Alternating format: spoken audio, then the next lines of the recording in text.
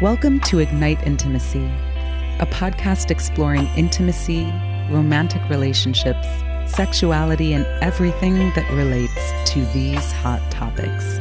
We're going in. Are you ready? This is your host, Laura Aisha. Let's do this.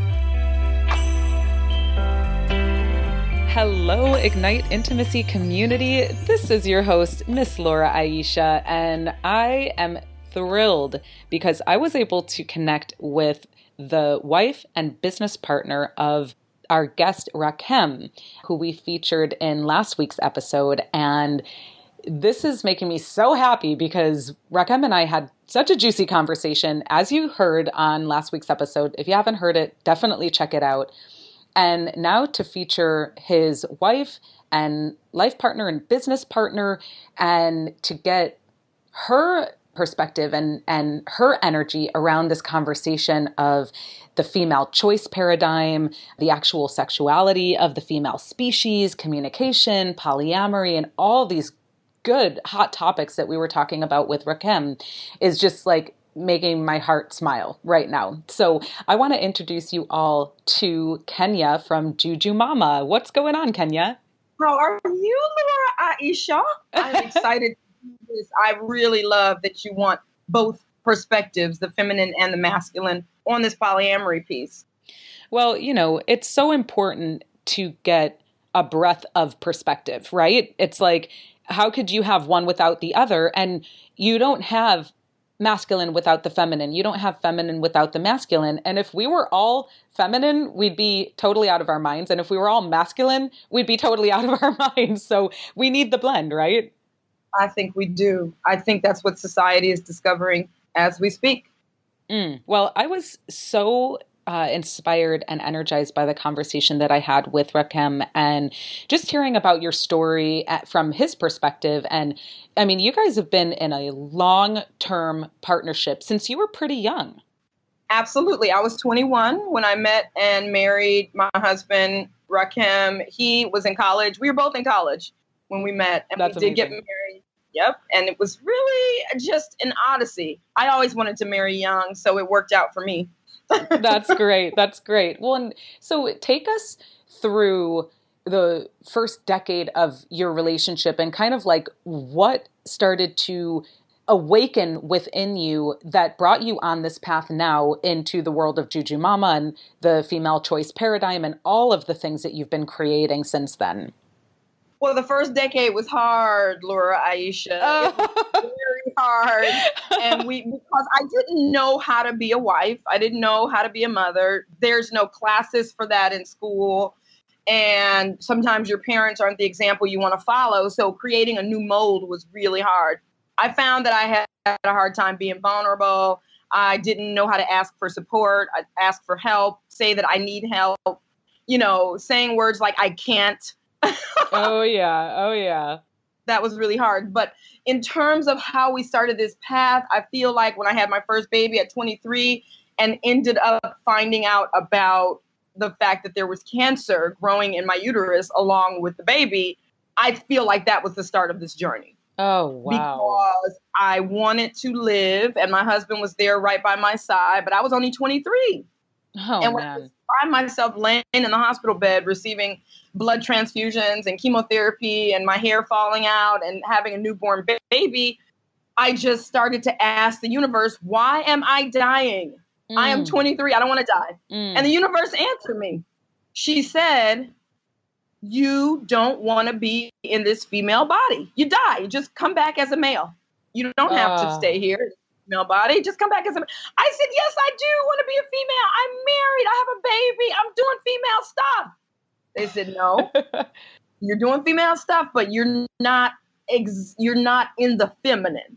So that's what led me down the path of learning about what it means to be in the feminine in a female body. And so I'm just curious about that because in like before the marriage, in your childhood, what was your experience of the female, the feminine as you were growing up? What was that like for you? Dominant. The female was dominant. She was dominant over the males. She was angry. She was non-orgasmic. She was controlling. She was fearful, insecure, upset all the time. Just that's what I saw. And so that's what I was sort of modeling after. I didn't know how to be relaxed, pleasable, soothable, open. You understand those orgasmic. I didn't know about how to do that. Oh yeah. Yeah. Well, and so it's interesting because I have started a movement with a colleague of mine, Karen Fleshman, called Inclusive Conversations. And we've been bringing women of color and white women together to talk about our differences, racism, white privilege, all of these things that I believe have been standing in the way of us being a unified front, right? Yeah. And what I've learned by talking with my friends of color is understanding how different their upbringing was from mine, and how the women had to be so strong and so the leaders of their families because they didn't know if their male counterparts would come home at the end of the day. Right. So that's what it was. And it's several generations. So my mom, my grandmother, and my great-grandmother had their uterus out. The uterus is destroyed by that. And so in my generation, the universe said, not you. You will not live like this. You just go ahead and go, because that right now is a new time. That right now is a new day. And so you can exhibit new behaviors, yet you are not. And so I changed the legacy. That's what I did in my 20s. Oh my gosh, I have chills all over. And Kenya, that is what we're here for. That is what we're here for right now. We are shifting for generations past, present, and future. And that is what I believe we are here for right now. I believe so too. And that racism piece is the same conversation. You do not have to have the same responses the generation before you had. I do not have to feel like a victim. I do not have to feel oppressed. Those are things of the past. That's right. Yep. So that's a choice, you see? Absolutely. And I see just in the work that I'm doing in my own life is shifting those old beliefs, those old victim stories and limiting beliefs. And because my father was born in 1928, he's first generation Lebanese. And, he lived through the Depression, the World Wars. I mean, so it's from that side of the family, and then from my mother's side of the family, who were factory workers. And I mean, my mother was we didn't have 2 nickels to rub together, and so it's from all of that mindset from way back then to now, shifting those stories and just choosing and reminding myself, you are not a victim, Laura. You have power and you have choice in your life.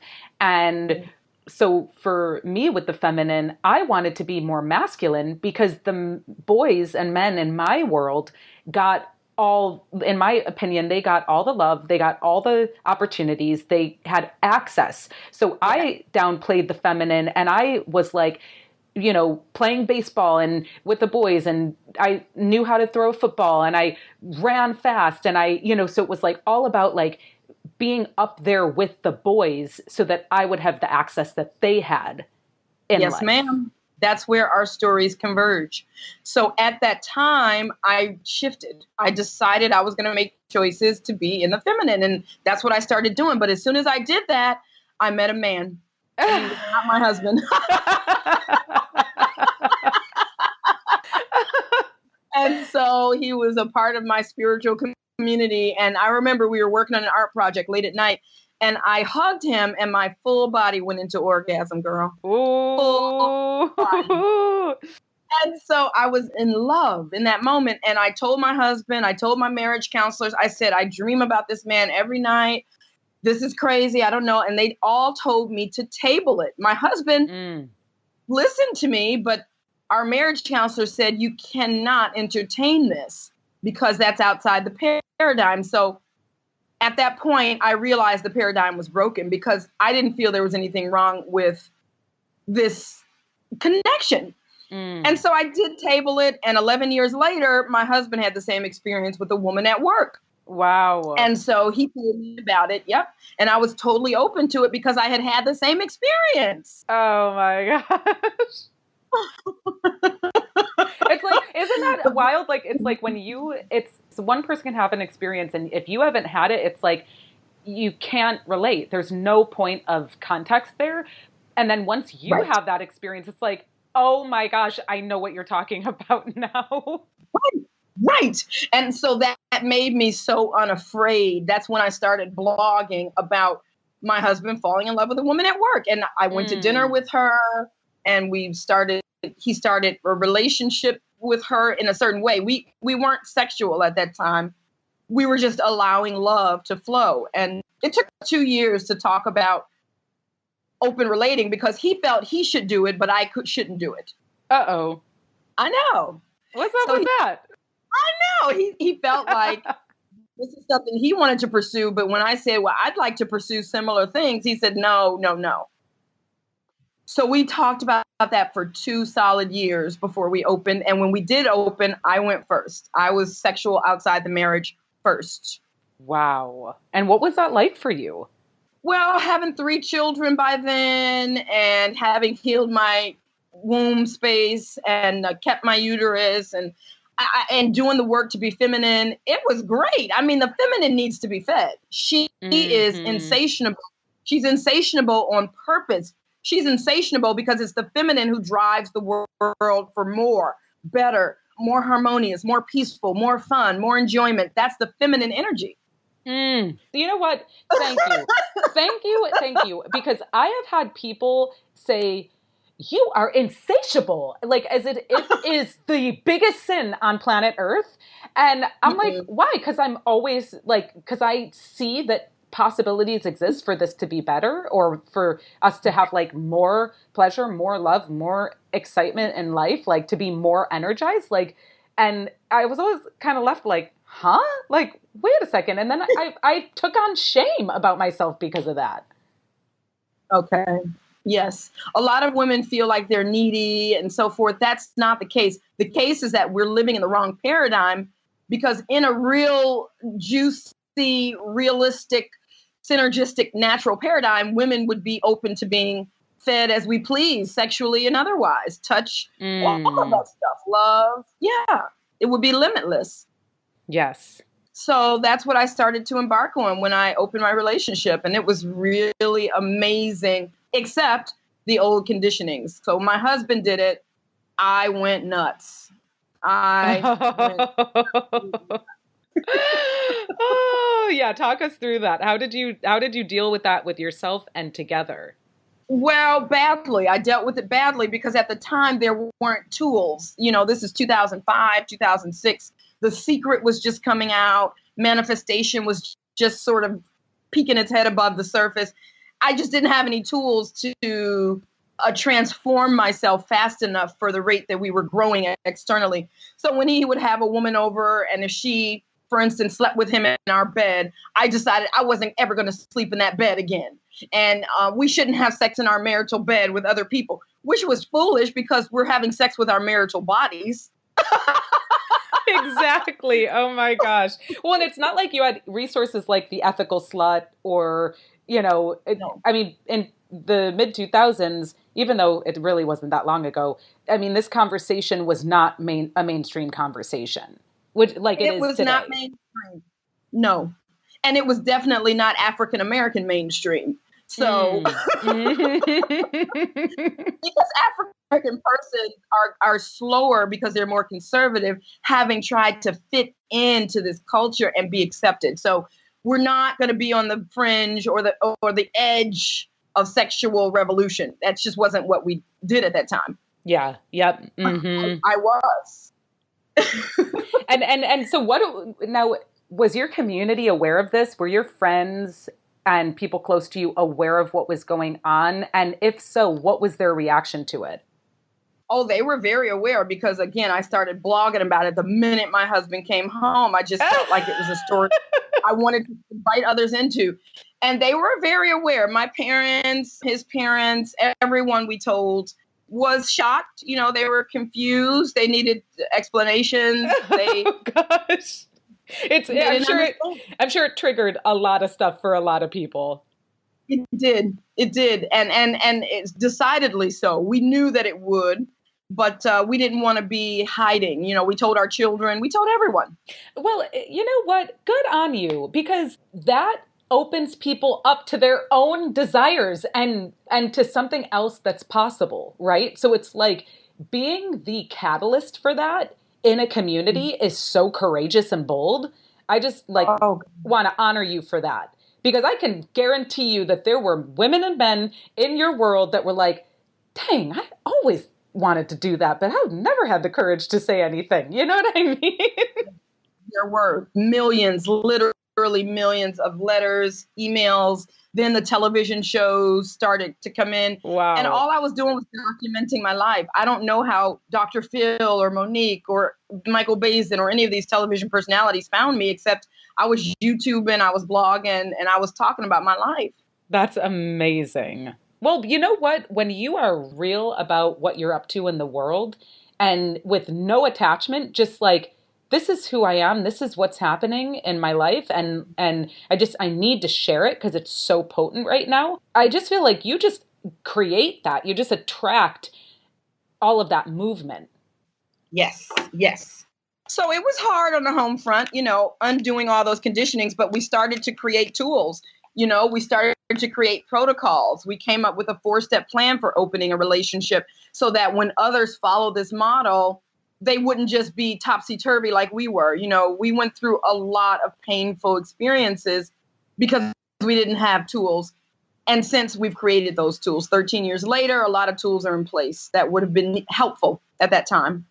Okay, so talk us through sort of the next phase. Once you got over the shock and awe of like, wow, I'm really upset and just, you know, I've got all this stuff going on. How did that move into, wait, let's create some resources around this. Let's help other people on their journey into this. What was that part of the experience like for you? That part was about looking at what we'd gone through. For instance, me lying on the ground in front of his car so he wouldn't leave and go see another person. You know, it's like you have to have a way to communicate that if your partner is upset. We don't believe in compromise. So that was one of our first tools, compromise versus compassion. So don't compromise and say, okay, fine, I won't go because you're upset. No, but have compassion that I'm upset. I understand you're upset. Mm-hmm. I understand this is hard for you. I will, when I get home, I will hold you and speak to you. You can call me anytime, but I'm going to go because this is what my spirit needs. That's compromise versus compassion. So that was one of our first tools. We just started to create tools. Another one was finding yourself in your partner. Empathy. You know, we didn't have, African-American people and Americans in general don't have a great deal of empathy for one another. So it's hard for us to put ourselves in the other person's shoes if they're complaining about us because we take it personal. So learning how to sit the ego down and hear another person. We started working on tools like that. You know, also sexual protocols, you know, so many tools. They just came organically, Laura. I can't express how organically they showed up. That's amazing. I mean, and that just speaks to being in it, right? I know for myself, I get so caught up in what's the next step? How am I going to know what to do next? And as I'm on planet Earth longer, I'm getting that I don't need to know the next 10 steps. I just need to be aware of the next step. Yes. So true. So true. That saved my life. That philosophy that you just called out saved my life. Because there was, all of it was unknown. We had 3 kids. You know, we're raising them in a new way. And it was all the unknown, every step. Wow. That's incredible. Well, so you developed something called the female choice paradigm, and Rakhem and I we go into that on our conversation. But he said you were really the catalyst for that. Can you take us into what the female choice paradigm is and how you were inspired to bring that forward into the world? Absolutely. It's about the old idea of marriage, the fantasy that you're supposed to be romantically in love with your partner. I had not been romantically in love with Rakhem since year 2 or 3. And Wow. we were at year 14 and 15 and we were open. And I started to feel guilt about the fact that I wasn't sexually as attracted to him. I just didn't feel like I just wanted to be sexual with him all the time. And I started to feel guilty about that. But Spirit spoke to me and said, it's the paradigm. It's not you. You know, once you've had, even women who are on their cycle have a different taste in men if they're ovulating as opposed to if they're about to come on their cycle, on their period. So the women's taste changes all the time, even throughout the course of the day. These are things that are not accounted for in modern society, in modern culture. They think we're supposed to fall in love with one man, be sexually attracted to that man for the next 80 years, and that's the truth. And it's so far from the truth that it is ridiculous. Mm-hmm. So as I started to date other men, I started to realize, oh my gosh, I have levels of sexual attraction to these men. Some of them, I meet them and 5 minutes later, I want to have sex with them. Some of them, I meet them and I just want to have long conversations. Some of them, I meet them and I want to be pampered by them. I saw, because I got to date so many men and I got to be so free, I saw these variations and I put them into 4 different categories. And that became the beginning of the female choice paradigm. Oh, yeah. You are speaking my language. Talk to us. What are the 4 categories? Give it to us.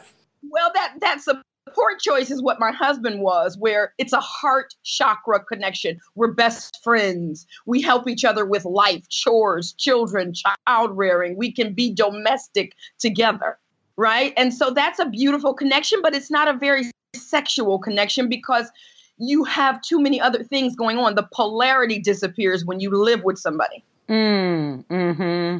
And so most people think, oh, I'm falling out of love. Oh my gosh. But they don't realize they're falling into unconditional love. Wow. Unconditional love looks more like deep friendship than a passionate sexual connection. Mm-hmm. And so what do you call that category? Support choice. Support choice. Okay. Yes, support. Okay, support choice. Yes, he's supportive to your life. You guys are witnessing each other. But then on the opposite end of that spectrum, there's womb choice, where this is a man where you just want to make love with him 24 hours a day. You are addicted. You can't get enough. But he's not domestic. He's not willing to live with you. He's sort of that bad boy image. You know, he's not even capable of responsibility in that way with you. Mm-hmm. So I had one of those, and then I had my husband, and I felt so guilty because I felt in love with my womb choice, and I felt just friendship for my husband. Wow. Okay. How did you navigate that? But the ancestor spoke to me and said, that's all it's supposed to be in your marriage, friendship. And then you keep the womb choice guy out in the forest. He's the warrior. He's, you know, you don't try to domesticate a womb choice, or else you will turn into a support choice as well. Okay, this is all making perfect sense to me, by the way. Okay, keep going. Of course it is. It makes sense to all women because we have felt these feelings, and we pray that a support choice will be sexual. We pray our friend can become this sexual partner. Oh, man. They can't, and you think I'm just flawed. I can't love a responsible man. I can't be sexual with a responsible man. Oh, girl, you are giving me juice right now. I'm like, because I've always felt like, can I have like 3 men, you know, and where I get like the grounded, stable one that like will just like stroke my hair and let me just talk me through stuff and let me share all the hurts and all the everything with him and just love me and be that safe space. And then having like the warrior, like lover that's just like so hot and like, oh my God, just mind blowing. And then have the one that's like just so desirous to take care of me and like, and make sure that all my needs are met and, you know. That's the financial needs. I call that the manifestation choice. I have two of those currently, and if I'm in another city, they'll call me. What do you need? You need a hotel? Can I pay your bills? They are like what modern people call sugar daddies. Holler. And so therefore my womb choice doesn't have to provide everything. My support choice doesn't have to provide everything. You understand? It's breaking up what marriage is said to be into the realistic way of getting those needs met. Because one man, if you try to get it from him, you kill him. My husband was gonna die. I mean, I couldn't get everything I needed from him, and I felt like it was so taxing. Oh, and it can be. It is. That's why we have a 55% divorce rate, baby. I know. And men are dying of heart attacks at like 50. Right. It's taxing. Then even when the men get a divorce, they're paying alimony, child support. It's like. I know. It's crazy. So that became the wonderful thing. So we have the support choice, the womb choice, the manifestation choice, and finally the crown choice. This is the guy who's full of wisdom. And you come to him, he's like your guru. And you ask him about things, and you're his guru as well. Of course you are. You're pulling it out of him. It's like, Yes. And that kind of sex is great because that crown choice sex is very tantric in nature. It's very healing. It's very slow. It's very sensual. Yes. It's yummy. Like, ooh. Yes. Where nourishing. womb choice sex is primal, animalistic, Yummy. And then the manifestation choice sex is more like worship. It's a sub-dom. It's I'll do whatever you say because look, you are pampering me. You are making my life easy. You bought my hotel rooms. You understand you are like, what can I do? Wear this lingerie. It's fantasy oriented. Yes. Yeah. Okay. So those types of sex where support choice sex is more like familiar, if you do still have sex, a lot of support choices don't have sex, and that's okay. Sex doesn't have to be a part of every relationship. Well, and also it's like, what is sex, right? Because this has come up in certain conversations over the last few years. If you're just, messing around with someone but not having intercourse, are you having sex? If you are doing certain dances in life, like, what is sex? To me, sex is connection.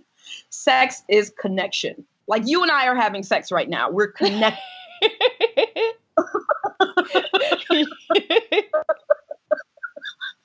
Yeah. Yep. And Laura, Aisha, what if people really understood that? They'd understand that they're already poly. Well, listen, a lot of people are, and they don't even know it, and they won't admit it because they're married and they've got a lover on the side who's fulfilling that womb choice, fantasy, and that manifestation choice and the crown choice. And they may not call it that, and maybe they're not having sexual intercourse with some of these people. However, they have people in their lives that fit these specific categories or just energies. Absolutely. Absolutely. A lot of people call them work husbands or work wife. Yes. Or I've seen bonus wife or bonus husband. Yes. People use that term. Yes. So these things are happening, like it or not. All I've done with this model is help women to actually get all of those areas fulfilled without the guilt. Yes. That's the key, because there is so much guilt and shame around this. And it's like, let's see, how do I want to put this? It has been my experience that people tend to, not people in general, but certainly people I've come into contact with tend to judge when you want more than just one person in your world. And the lie that exists in this world, in this space of romance and sexuality and relationships, is that what we touched on a moment ago, that people are in quote unquote monogamous committed relationships, and they are having emotional relationships with other people via text and social media.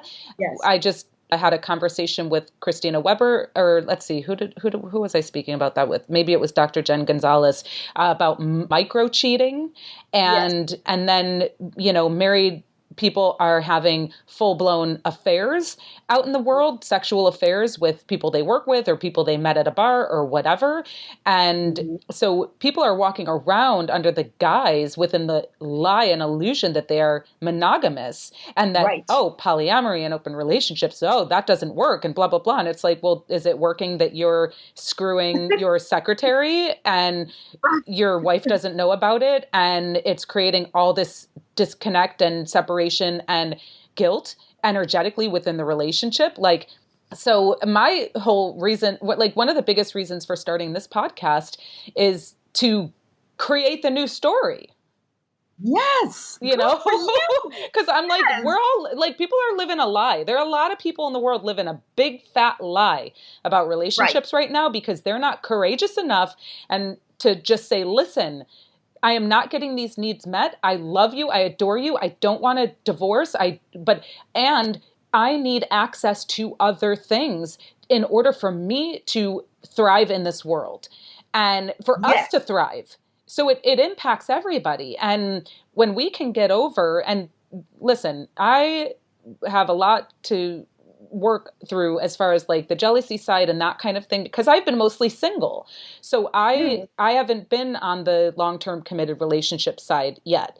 So, however, it's like, let's create more freedom and space so that we can all be fully expressed and have more joy and love and connection in our heart of heart support choice relationships. Yes. Yes. You should see my husband and I today. I mean, we are not sexual in that way, but we are so close. And he's always trying to say, how is your womb choice going? Because he knows I need sex. And I'm always asking him, how is your womb choices going? You got everything you need, baby. And that's all. Yeah. So one thing about the human species is that we're not a monogamous species. And when I say that, what I mean is monogamous species only have sex when a woman the female is in her fertile period. So that's the first telltale sign of a monogamous species.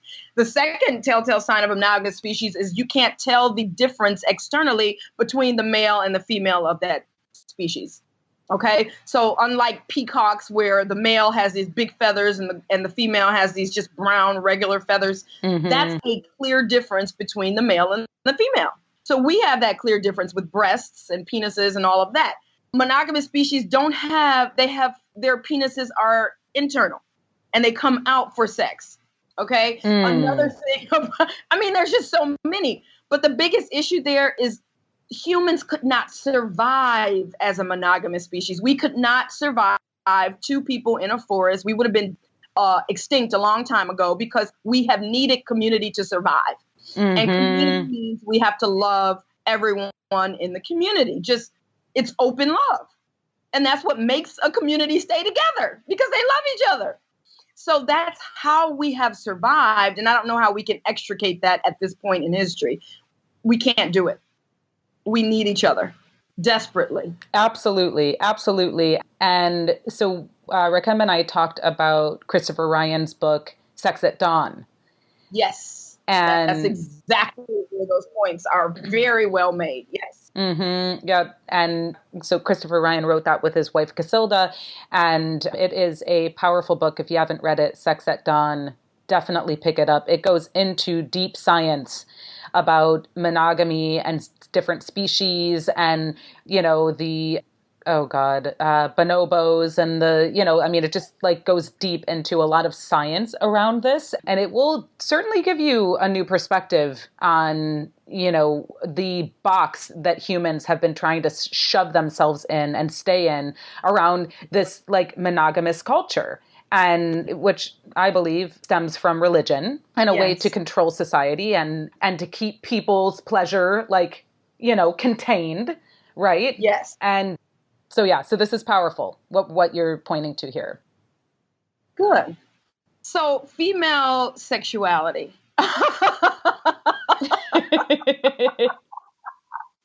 So Laura, Aisha, I try to keep 2 men in each of those categories, at least. Love it.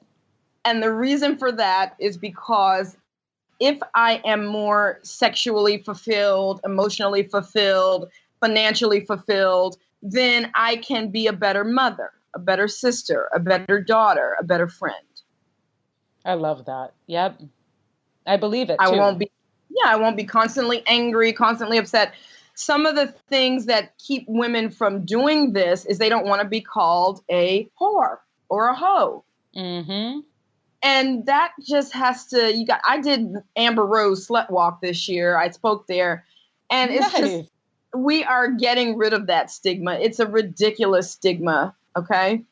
One thing that they say is, well, if you have sex with more males, your vagina is going to be stretched out. Now, that's the most ridiculous thing I've ever heard, because I've had 3 babies and they're 10 pounds each. And so now I don't know of a 10-pound penis. But my vagina delivered 3 of these and it's not stretched out. So I don't know how a penis could stretch my vagina out. Well, okay. And then there's the other thing about taking on someone's energy. So can we talk about that? Because I need some of your insights and perspective on that piece. Yes. When you make love with another person, you're sharing energy. But here's the rub. We're already all one being. We're not separate. So taking on energy, the collective consciousness says that we take on energy, but we're all one energy. So there's really no separation. If there is separation, show me how. We're breathing the same air, for instance. How are you taking on somebody else's energy during sex, but not during sitting in a subway car breathing their air? Where does sex become an ultimate energy take on? I don't get it. Mm-hmm. Yep. The idea of taking on a person's energy. Another piece with that is I believe that everyone I attract, I only attract who and what I am. So I'm taking on and in this other person's essence, but that's already who I am because I can only attract who and what I am. Mm-hmm. Yep. So I don't have a fear around that. I don't feel like, oh my gosh, their energy. No, I don't. That's a phobia. It's an unrealistic phobia. Okay. And so do you do any type of just energetic clearing after you've been with one of your partners going home or when you're going to be engaging with a different partner? Do you do any ritual around that or no? No, I don't. And I'd like to engage with many of my partners in the same day because it makes me the most creative goddess on the planet. Okay. Yeah. I'm writing books. I am happy. I'm cooking dinner. My kids are well cared for. The more of that touch and love I can get in a short span of time, it is like taking a vitamin. A vitamin D, girl. I really enjoy it. The rituals that I do are more around myself and just my own personal growth and keeping my own space and my own energy clear because that's all I need to do. I don't feel like I have to clean.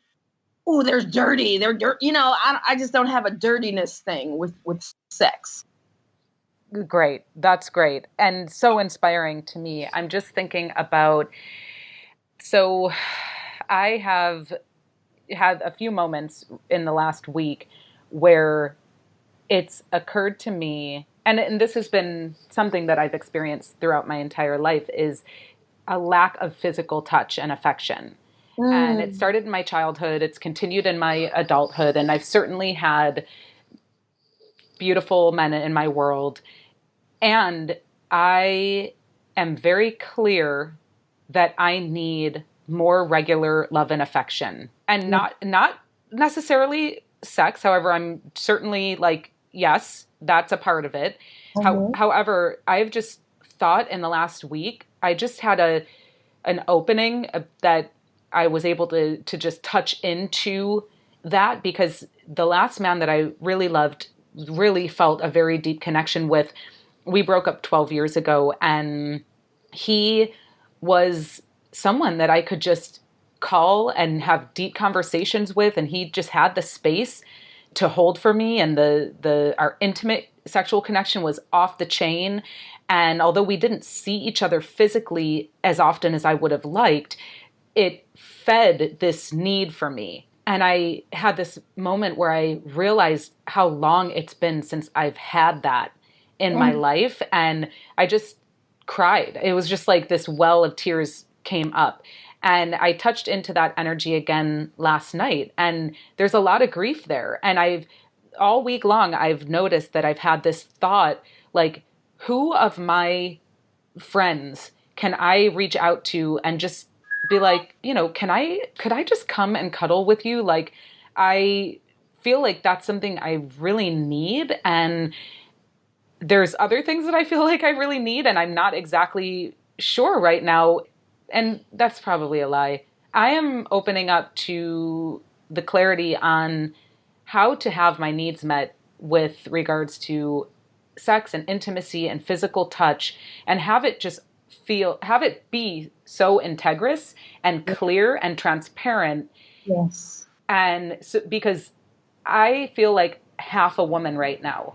And that's real for me. And I can imagine that's real for a lot of other people out there. And so this is my prayer and this is my declaration that I am taking a stand to receive the level of love and connection and intimacy that women like you are receiving because of your conscious choice around that, and that I can make those conscious choices as well and invite more of that into my experience. Well, Laura, that for me, that's taken a lot of lacing. Lacing is a technique I use to support people in regressing to childhood traumas and clearing them. So I lace my boyfriends when we're having sex. I am a tantrika. I practice tantra. I lace them, and I lace myself all the time in order to open to deeper levels of intimacy. My dad ignored me because my dad was mad at my mom. And if he was nice to me, then he would be pleasing my mom, and he didn't want to do that because he was so domineering. So he basically ignored me for 18 years, really just 14. When I was very young, he didn't ignore me. But when I got a little older, he ignored me. So I would always attract men who ignored me. And I was always feeling like I was going to be ignored or put aside and so I had to lace that trauma and realize it was a trauma. You not being touched was a trauma. Yeah. Yeah. So you own that as a trauma. And then you got to call me. We'll lace. I will do a lacing ceremony with you to actually clear that trauma. That's what has to happen. That's what I do with my clients. If not, you can't. You're stuck in the same pattern. Touch is unsafe. Touch is not for me. I don't deserve touch. I'm not worthy. It's not, you understand, whatever your brain has formulated. Yeah. And although I receive that, and I thank you for that. And yes, I will love to receive that from you. And I've certainly had men in my world who really wanted to pleasure me and please me, and where there was literally no attachment to me doing anything to them physically or anything like that. And then I've had this experience with men where it's like, where even they say something along the lines of like, well, what about me? Or, something like that. And so I've had this dual experience in my world where I'm just like balancing between, really wanting to be held by men and especially I was a single parent for 17 years. I was, have been in life on my own, and at a, not having that I've, I feel like I have yet to have a man or men in my world that truly desire to love and care for me like my father did, in the way my father did, and he was disconnected emotionally to us as kids, but he certainly provided for us and made sure that our needs were met, and we went on trips, and we never wanted for anything except for love and affection and attention. And so it's like, I want the love, affection, and attention, and the true deep desire to want to care for me and love me up. Yes. Yes. Good. Yeah. This is the year, honey. This is the year. It's all opening up here because I have made a declaration. Yes, you have. It's really good. I'm really proud of you for broadcasting this and opening yourself to be a conduit for this information. Is there anything else I can share with you that would be helpful for your audience? Well, why don't we let people know how they can find you online and just give us a insight into the work that you do and the services that you offer to your community? Sure. That's the biggest one, the lacing, the healing of childhood traumas, the changing of patterns. I offer that through jujumama.com. And then we, of course, have the Academy with 3,000 classes on all of this stuff that we talked about, video classes, and that's jla.jujumama.com. So we have the Academy for self-work, and then we have the coaching for people who need to have, one-on-one with myself or my husband. We also certify love coaches. So we've certified 200 love coaches so far, and they have all the tools in their toolkit to support couples. Awesome. Okay, so it's jujumama.com. That's jujumama.com, and then TLA jujumama.com as well for the classes, right? That's JLA. JLA. Okay, so JLA.jujumama.com. We'll have all of those links in the show notes so that you can check those out. And I am just so incredibly grateful that you exist, Kenya, and that you and Rakhem were so courageous and bold to step out of the norm and be the catalyst that you are in the world for the fullest expression of who we are and what we're here to do and be and experience in life. Thank you. Thank you. That's awesome. Thank you for saying that. Well, Ignite Intimacy, you heard it here. Kenya, jujumama.com. Definitely check her out and the work that she and Rakhem are doing in the world. And if you have any questions or comments, please feel free to email us at hello@igniteintimacy.com and hop over to iTunes, leave us a rating and a review, and subscribe to the Ignite Intimacy podcast. It helps a lot of other people get access to these conversations. And we love you so much. We look forward to continuing to have these juicy conversations and sharing them with you. And, stay blessed. And we'll see you on the next one. Ciao for now. Thanks for tuning in to another conversation on the Ignite Intimacy podcast hotline. We love that you choose to spend your time with us. Check us out at igniteintimacy.com. Subscribe to us on iTunes and leave us a review and a rating. It helps more people know about us. We love to hear from you. You can email us with questions, comments, or suggestions to hello@igniteintimacy.com. And tell your friends. Music was arranged by Jason Pfaff and Mike Corey, and this podcast is produced by yours truly, Laura Aisha. Thanks again, and we'll see you on the next one. In the meantime, let your light shine bright and ignite your intimacy.